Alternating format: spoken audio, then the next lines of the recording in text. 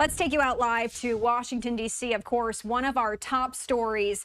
President-elect Donald Trump will take the oath of office from inside the Capitol Rotunda on Monday due to forecasts of intense cold weather, upending months of planning for a massive outdoor event with crowds sprawling down the National Mall.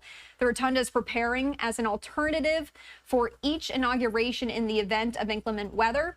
The swearing-in was last moved indoors in 1985 when President Ronald Reagan began his second term. Monday's forecast calling for the lowest Inauguration Day temperatures since that day. Outgoing President Joe Biden, members of Congress, and other dignitaries and guests will be able to view the ceremony from inside the Rotunda.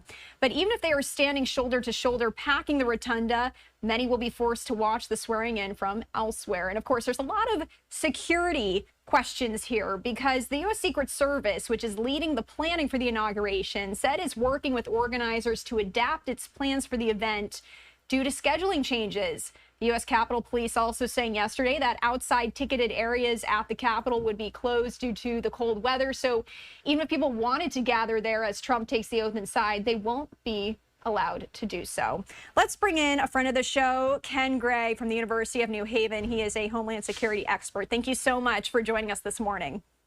Hi, Christy. Glad to be with you. All right, so the last time this happened, again, President Ronald Reagan, 1985, that was 40 years ago, Ken. So in terms of planning for security for inaugurations, what has changed between then and now?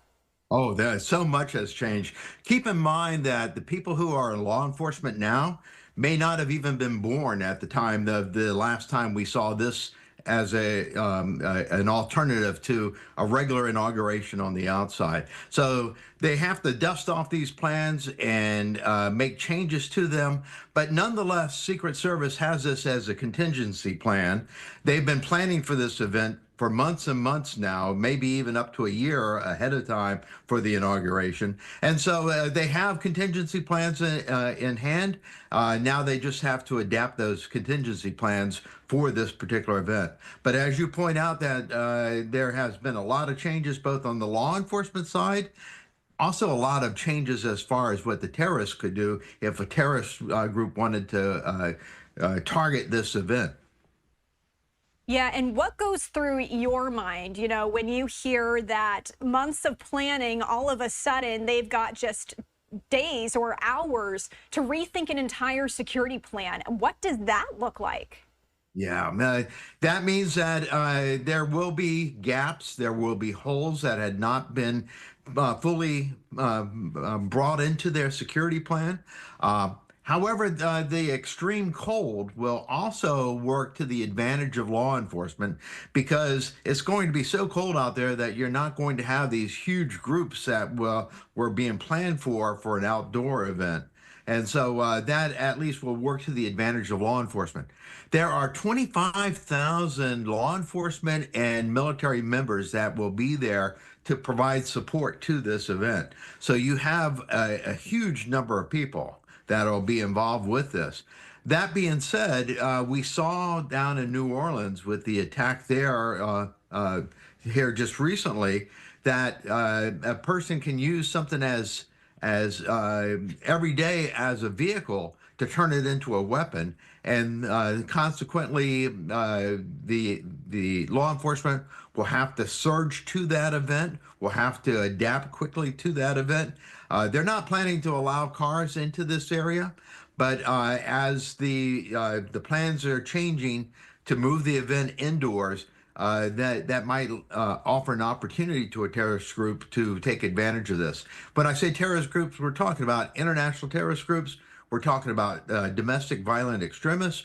We're talking about lone wolves. We're talking about protest groups. You know, there's an awful lot of potential threat here, and that the law enforcement plans have got to take these into consideration.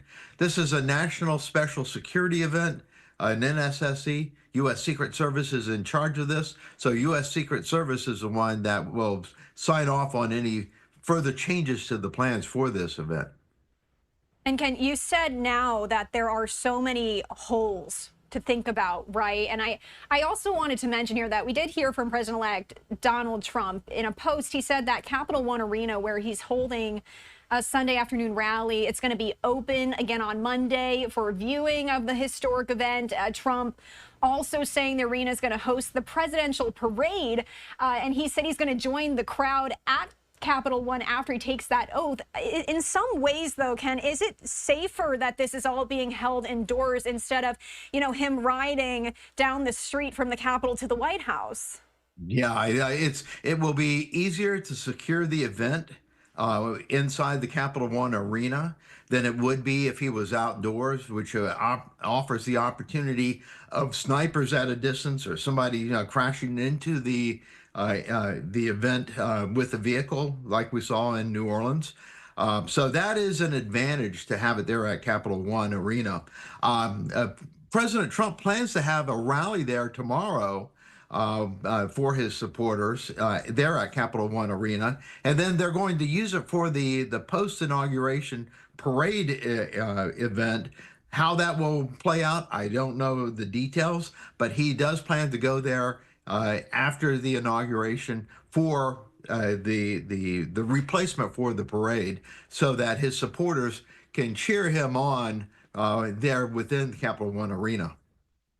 I did want to circle back to the two assassination attempts, of course, the one in Butler, Pennsylvania, and then that other instance at his golf course, President-elect Donald Trump's golf course in Florida. And we'd had heard that leading up to Inauguration Day, throughout the rest of the election cycle, there was going to be more beefed up security. Are you able to speak to us on what really did happen leading up to all of this, what that security change looked like, and is that going to continue into Monday? Yeah, this is an NSSE, a National Special Security Event, and so this is the Super Bowl of security events. Secret Service is throwing all the possible assets. As I said, there's going to be 25,000 law enforcement members there to support this. There's National Guard. There is local police from all over that is helping out with both Metro Police and with the Capitol Police. There's federal agencies that are there. The state police are there. There are lots and lots of law enforcement there, unlike the events where President Trump was at the rally there in Butler, Pennsylvania, where he had a very small contingency supporting him. So the two are not comparable. This is really the Super Bowl for special security events. My last question for you, and we did already touch on this, but given your background, what to you is probably the biggest security concern going into all of this? If you were in their position, the police and everyone who's planning the security for the inauguration, what's your biggest issue that you're like, we need to tackle this? This is what needs to be done first.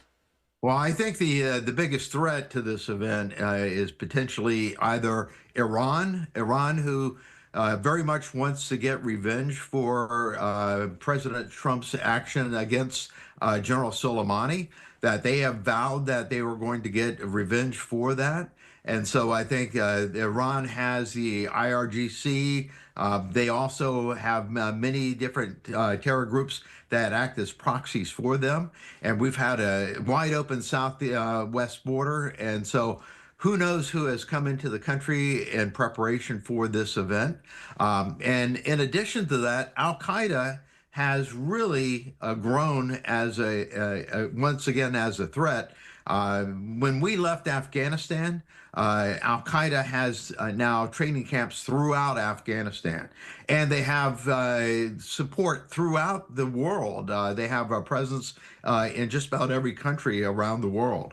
And so Al-Qaeda also wants to take a crack at it him also. And so I think that the potential for international terrorism as a threat to this event, that's something that they are having to prepare for. All right, Ken Gray, always appreciate your insight. Thanks for coming on the show this morning. We appreciate you. Anytime.